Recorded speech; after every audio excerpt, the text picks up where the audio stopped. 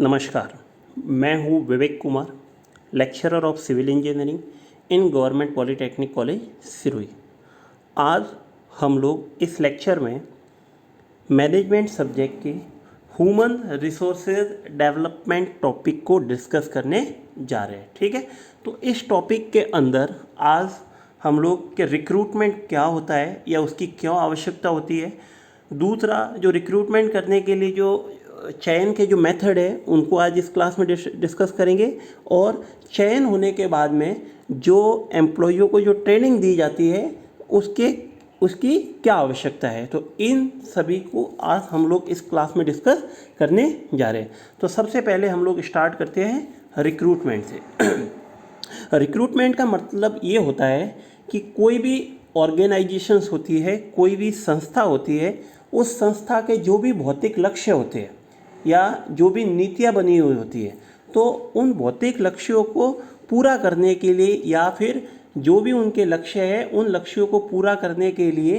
जो प्लानिंग के तहत जो कार्य करवाना होता है या प्लानिंग के तहत जो कार्य किया जाता है, उस कार्य को करने के लिए क्या होता है, व्यक्तियों की आवश्यकता होती है। ठीक है, तो वो व्यक्ति उस इंडस्ट्री या उस ऑर्गेनाइजेशन में पर्याप्त संख्या में होने जरूरी है। ठीक है, तो उसके लिए क्या होता है कि ऑर्गेनाइजेशंस में काम करने वाले लोगों को रिक्रूट किया जाता है, यानी कि उनका सिलेक्शन किया जाता है, उनकी भर्ती की जाती है। अब उनके पास कैंडिडेट बहुत, सपोज करो ऑर्गेनाइजेशंस में कुछ लोगों की ज़रूरत है, तो उसके लिए अप्लाई करने वाले लोग तो बहुत ज़्यादा होते हैं, और उनमें से कुछ व्यक्तियों को उनको चयन करते हुए इंडस्ट्री के कार्य के लिए लेना होता है, यानी कि जो व्यक्ति उनमें से योग्य है उन योग्य व्यक्तियों का चयन करके उनको उस इंडस्ट्री में काम करने के लिए उनकी भर्ती करनी होती है। ठीक है, तो अब कि जो भी भर्ती के लिए जो मानव शक्ति है या फिर जो भी व्यक्तियों का जो समूह है वो हम लोगों को कहाँ कहाँ से मिल सकता है, या फिर इंडस्ट्री या ऑर्गेनाइजेशन में कार्य करने के लिए लोगों को कहाँ से उनका चयन किया जा सकता है, तो वो निम्न तरीके से वहाँ लोगों को वहाँ से लिया जा सकता है, या जो भी पद होते हैं उन पदों को भरा जा सकता है। ठीक है, तो सबसे पहले है जैसे उद्योग में कार्यरत व्यक्तियों की पदोन्नति द्वारा। अब आपको कुछ स्पेसिफिक कार्य के लिए यदि लोगों की ज़रूरत है और वो व्यक्ति आपके इंडस्ट्री में कार्य करने वाले लोगों के द्वारा ही उनकी भर्ती हो सकती है, कि जो भी व्यक्ति होते हैं उनको यदि कार्य करते हुए कुछ समय हो गया है, कुछ टाइम ड्यूरेशन हो गई है, तो उनको पदोन्नति भी दी जाती है। तो कोई भी ऊपर वाले अधिकारी हो या ऊपर वाले पदों के लिए उनकी भर्ती की जाती है पदोन्नति के द्वारा। ठीक है, पदोन्नति के जो भी रूल्स होते हैं, जो भी उनकी स्पेसिफिकेशन या उनको जो भी क्वालिटी चाहिए वो उन पदोन्नति के द्वारा उनके द्वारा भरा जाता है। ठीक है, वो पद। दूसरा है उद्योग छोड़कर चले गए व्यक्तियों को वापस आने को प्रेरित करती है। अब क्या होता है कि कुछ लोग ऐसे होते हैं जो इंडस्ट्री को कभी छोड़ के चले जाते हैं, और यदि इंडस्ट्री को वापस आवश्यकता है तो उनको कुछ प्रेरित करके या कुछ अच्छी सैलरी देके उनको वापस भी बुलाया जा सकता है। ठीक है, वर्तमान कर्मचारियों के मित्र अथवा संबंधियों को बुलाकर। अब इंडस्ट्री में ऐसे यदि कोई लोगों की ज़रूरत है तो जो एम्प्लॉय ऑलरेडी इंडस्ट्री में काम कर रहे हैं उनके रिलेटिव या उनके कुछ संबंधियों को भी बुलाकर उन पदों को भरा जा सकता है। फोर्थ है ऐसे प्रार्थी जिन्होंने रिक्त पद हेतु आवेदन किया हो। अब इंडस्ट्री समय समय पर ऐसे रिक्रूटमेंट के लिए एडवर्टाइजमेंट भी निकालती रहती है, या उनके पास जो पद खाली होते हैं उनके लिए वो विज्ञापन निकालती रहती है, तो उन पदों के लिए जो आवेदन कर रहा है उनके द्वारा भी वो पद भरे जा सकते हैं। महाविद्यालय, विद्यालय तथा तकनीकी संस्था के उत्तीर्ण छात्र। अब जो भी यूनिवर्सिटीज होती है, कॉलेजेस होती है, वहाँ पर क्या होता है कि उनके जब उनका बच्चों का या स्टूडेंट्स का उनकी डिग्री या डिप्लोमा कंप्लीट हो जाता है तो उनको रिक्रूटमेंट कंपनी की जो एडमिनिस्ट्रेटिव या एचआरडी डिपार्टमेंट के लोग हैं वहाँ पर जाके उनका रिक्रूटमेंट करते हैं। ठीक है, नियोजन कार्यालय द्वारा जो गवर्नमेंट का प्लानिंग का जो ऑफिस होता है वहाँ पर भी कोई अपने जैसे इंडस्ट्री में कोई रिक्वायरमेंट है, कुछ लोगों की रिक्वायरमेंट है, तो उसके लिए भी वहाँ पर भी नोटिस या एडवर्टाइजमेंट भेजकर कि हमें इन लोगों की ज़रूरत है, आप अगर भेज सको तो भेज दो, तो उसके द्वारा भी रिक्रूट किया जाता है। समाचार पत्र, रेडियो एवं टीवी पर विज्ञापन देकर, वही पदों का एडवर्टाइजमेंट देकर के जो भी इंटरेस्टेड लोग हैं वो इस पद के लिए अप्लाई कर सकते हैं, ठीक है। तो उनके लिए आवेदन मांगे जाते हैं श्रमिक संघ के माध्यम से। अब कुछ एम्प्लॉय जो भी इंडस्ट्री होती है उसमें यूनियन चलती है, तो यदि कोई ऐसा कार्य होता है जो उस यूनियन के द्वारा भी कंप्लीट करवाया जा सकता है तो वो भी, यानी कि ठेकेदारी का लोग या कॉन्ट्रैक्ट बेसिस पर भी उनसे कार्य करवाया जा सकता है, तो उसके माध्यम से भी कार्य करने वाले लोगों को लिया जाता है ठेकेदार के माध्यम से। यानी कि वही है, कॉन्ट्रैक्ट बेसिस पर भी लोगों को कार्य, यानी कि यदि कभी इंडस्ट्री में कार्य करने के लिए मजदूरों की ज़रूरत होती है तो वो किसी ठेके पर किसी के व्यक्ति को देकर उससे भी कार्य करवाया जा सकता है। तो ये थे कि लोगों की आवश्यकता क्यों होती है और कहाँ से उन लोगों को रिक्रूट कर सकते हैं। दूसरा है कि जब भी उनको रिक्रूट करते हैं तो उनकी कुछ प्रक्रिया होती है, उनकी कुछ प्रोसेस होती है। अब क्या होता है, इंडस्ट्री में कोई व्यक्ति यदि कार्य करता है और व्यक्ति वो छोड़ के चला जाता है, या फिर किसी व्यक्ति की मृत्यु हो जाती है, या कोई व्यक्ति कर्मचारी सेवानिवृत्त हो जाता है यानी कि रिटायर हो जाता है, तो क्या होता है, इंडस्ट्री में कुछ पद खाली हो जाते हैं, या फिर इंडस्ट्री का विस्तार होने के कारण भी इंडस्ट्री को लोगों की आवश्यकता होती है।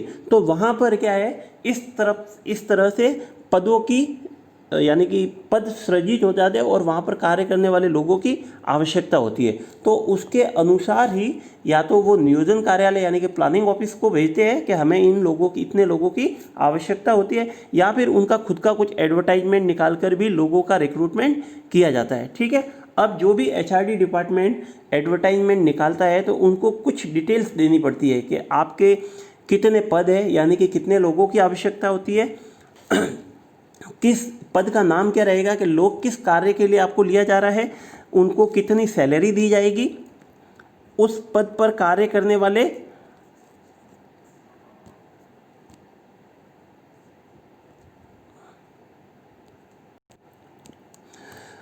उस पद पर कार्य, जो भी व्यक्ति रिक्रूट किया जा रहा है उसके क्या क्या कार्य रहेंगे, उसके क्या कर्तव्य रहेंगे। नेक्स्ट है कि कार्य को करने के लिए आवश्यक शैक्षिक एवं तकनीकी योग्यता, के उस पद को भरने के लिए या उस कार्य को करने के लिए व्यक्ति में कौन सी क्वालिफिकेशन होनी चाहिए, क्या एबिलिटी होनी चाहिए, वो उनको उस एडवर्टाइजमेंट में लिखना होगा। कार्य संबंधी पूर्व अनुभव, यदि उस कार्य को करने के लिए कोई एक्सपीरियंस की ज़रूरत है तो वो एक्सपीरियंस भी उसमें उनको शो करना होगा, ठीक है।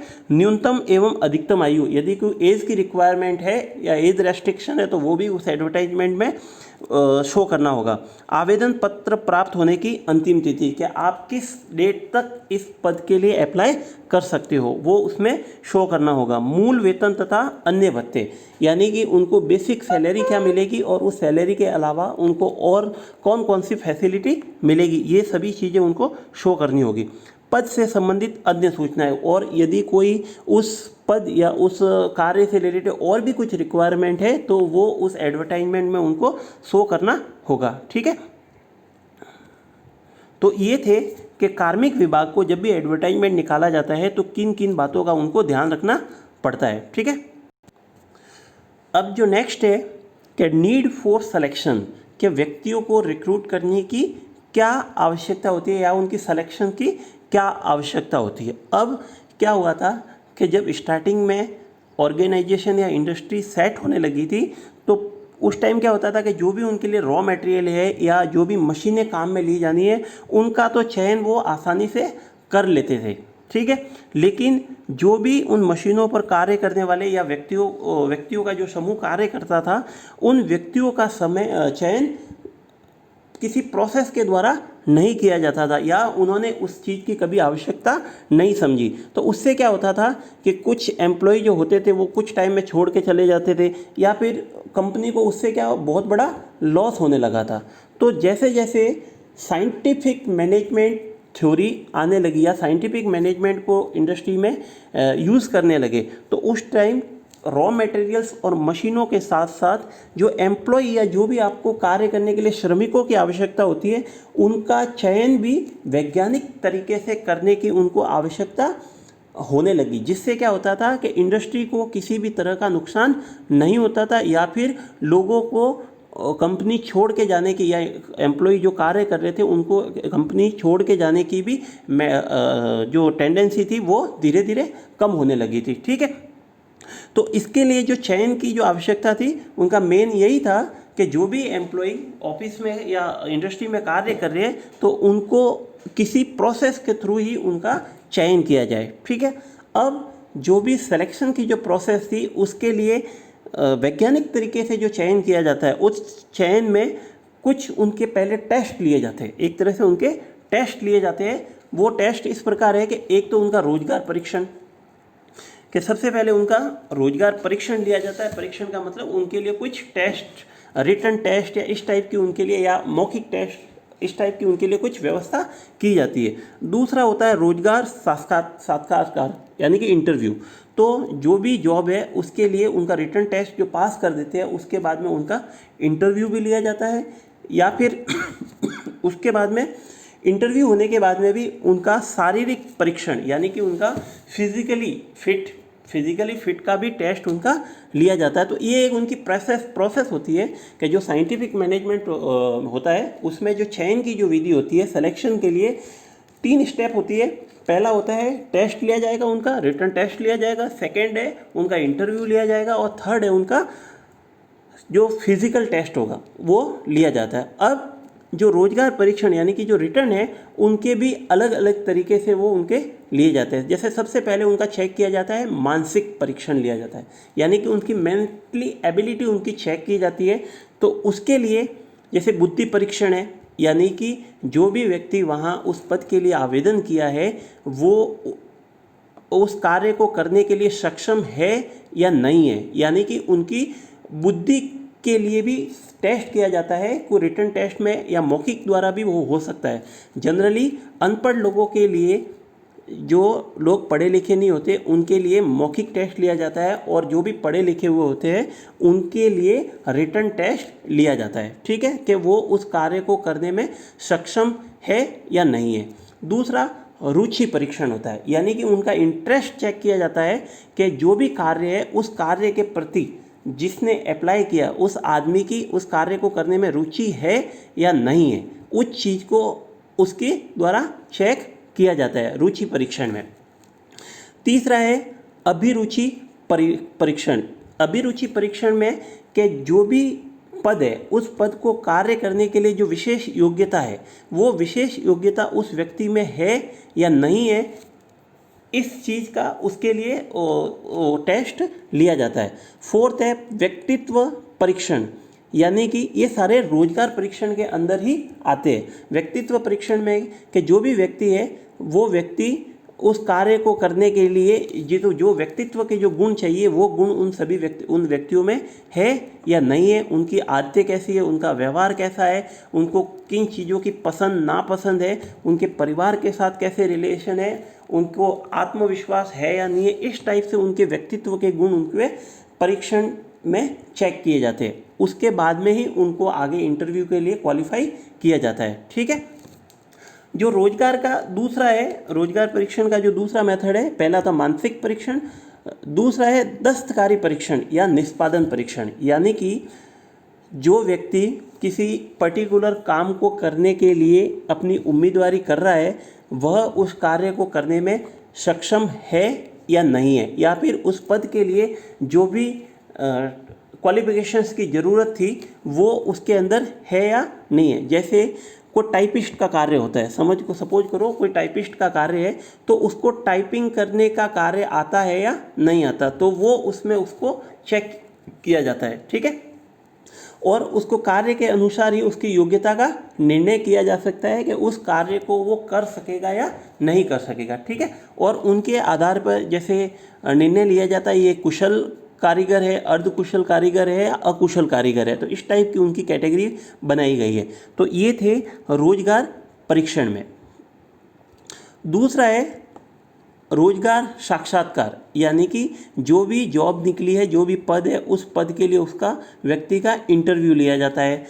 अब कोई व्यक्ति होता है कि वो रिटर्न में तो अच्छा हो सकता है, उसकी योग्यता है, योग्यता के आधार पर उसने रिटर्न टेस्ट दिया है, यानी कि वो लिख भी अच्छा सकता है, परंतु यह जरूरी नहीं है कि जो व्यक्ति लिख अच्छा सकता है वो अच्छी तरह से बोल कर भी वो कार्य कर सकता है। ठीक है। तो इसके लिए उसका इंटरव्यू लिया जाता है। अब कोई भी व्यक्ति इंटरव्यू में क्या होता है कि उसका हालचाल देखा जाता है कि उस व्यक्ति में दूसरों से या लीडरशिप की क्वालिटी चेक की जाती है कि वो दूसरों के साथ मिलजुल कर वो कार्य कर सकेगा या नहीं, या फिर इंडस्ट्री को चलाने के लिए जो एबिलिटी होनी चाहिए वो एबिलिटी इसमें है या नहीं है। तो इंटरव्यू के दौरान एक तरह से इस प्रकार का एनवायरनमेंट तैयार किया जाता है कि उस जो भी पद के लिए जो जिसने उम्मीदवारी की है उस उम्मीदवार को या जो भी व्यक्ति है उस व्यक्ति को उस इंडस्ट्री से रिलेटेड ही उसको क्वेश्चन पूछे जाते हैं, और उन क्वेश्चनों को जैसे जैसे वो आंसर देते हैं तो उनकी एक तरह से उनकी लिस्ट बनाकर उस ये देखा जाता है कि ये व्यक्ति इस पद पर कार्य कर पाएगा या नहीं, या यदि कोई प्रॉब्लम्स आ जाती है, दबाव आ जाता है, उस दबाव को झेल पाएगा या नहीं। तो ये चीज़ें इंटरव्यू में चेक की जाती है। ठीक है, जो नेक्स्ट है शारीरिक परीक्षण, यानी कि थर्ड था, जो भी उसकी मेडिकल फिटनेस टेस्ट होता है वो फिटनेस टेस्ट उस पर उसके लिए किया जाता है। अब जैसे रिटन टेस्ट में पास हो गया, इंटरव्यू में पास हो गया, तो उसके बाद में ये देखा जाता है कि जो भी पद है उस पद के लिए वो फिजिकली फिट है या नहीं है। तो वहाँ इंडस्ट्री में जो भी शारीरिक परीक्षण लेने वाला जो चिकित्सक होता है या ये डॉक्टर्स के द्वारा करवाया जाता है कि इसमें किसी भी तरह की कोई अनफिट वाली या कोई स्थायी शारीरिक अपंगता तो है या नहीं है। यदि नहीं है तब उसको फाइनल पद के लिए या जॉब के लिए उसको सेलेक्ट किया जाता है और उसको नियुक्ति पत्र दिया जाता है। ठीक है, तो ये था कि सिलेक्शन कैसे किया जाता है। तो सिलेक्शन 3 स्टेज में होता है कि उसको सबसे पहले उसका टेस्ट लिया जाएगा, रिटन टेस्ट लिया जाएगा, फिर उसका इंटरव्यू लिया जाएगा और इंटरव्यू के बाद में उसका फिजिकल टेस्ट लिया जाएगा। ठीक है, अब जो नेक्स्ट है नीड फॉर इफेक्टिव ट्रेनिंग। अब किसी भी इंडस्ट्री में कार्य करने वाले लोगों को रिक्रूट तो कर दिया, अब उनको बेसिक नॉलेज है या नहीं है। यदि नहीं है तो उनको स्टार्टिंग में एक ट्रेनिंग दी जाती है, इफेक्टिव उनको ट्रेनिंग दी जाती है, या फिर समय समय पर भी उनको बाद में ट्रेनिंग दी जाती है। तो इस ट्रेनिंग की क्या आवश्यकता होती है, इस ट्रेनिंग के क्या लाभ है। अब जब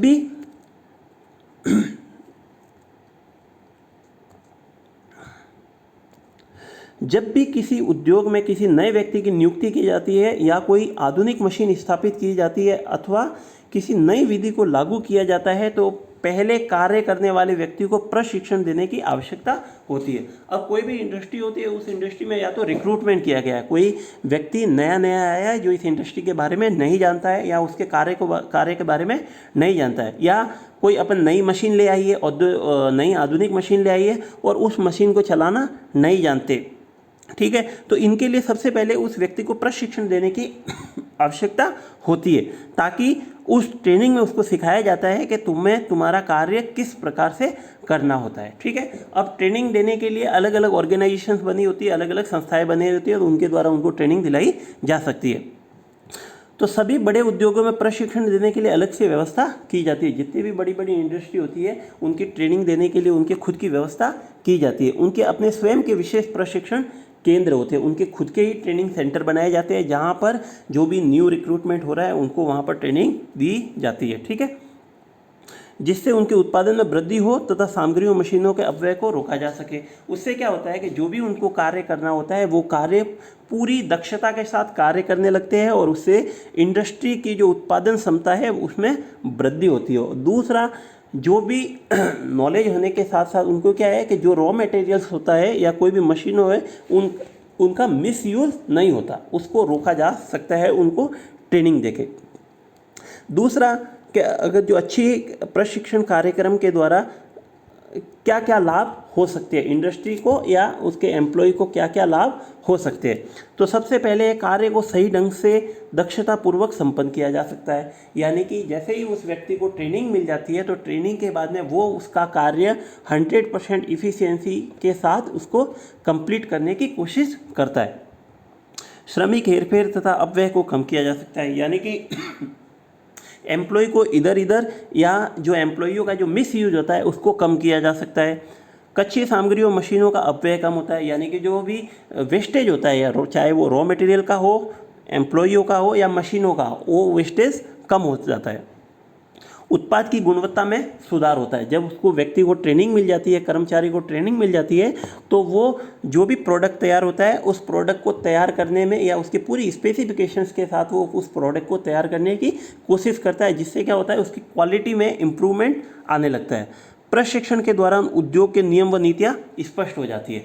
जब उसको प्रशिक्षण दिया जाता है या ट्रेनिंग दी जाती है तो उसको इंडस्ट्री के बारे में, इंडस्ट्री में क्या नियम है, इंडस्ट्री की क्या नीतियाँ है, उसके बारे में उसको पूरा समझा दिया जाता है या उसको पूरा उसके बारे में ज्ञान हो जाता है। प्रशिक्षित श्रमिकों को अधिक देखभाल की आवश्यकता नहीं होती। जो भी ट्रेनिंग लिए हुए एम्प्लॉय होते हैं या कर्मचारी होते हैं तो उनके लिए कोई सुपरवाइजर लगवाने की आवश्यकता नहीं होती। वो खुद ही अपना कार्य पूरी इंटरेस्ट के साथ या अधिक देखभाल के साथ उस कार्य को वो कर सकते हैं। ठीक है, तो आज के लिए इतना ही। नेक्स्ट क्लास में हम लोग के ट्रेनिंग के क्या क्या मेथड है, ठीक है, तो इन चीज़ों को हम लोग नेक्स्ट क्लास में डिस्कस करेंगे। ठीक है, ओके, थैंक यू।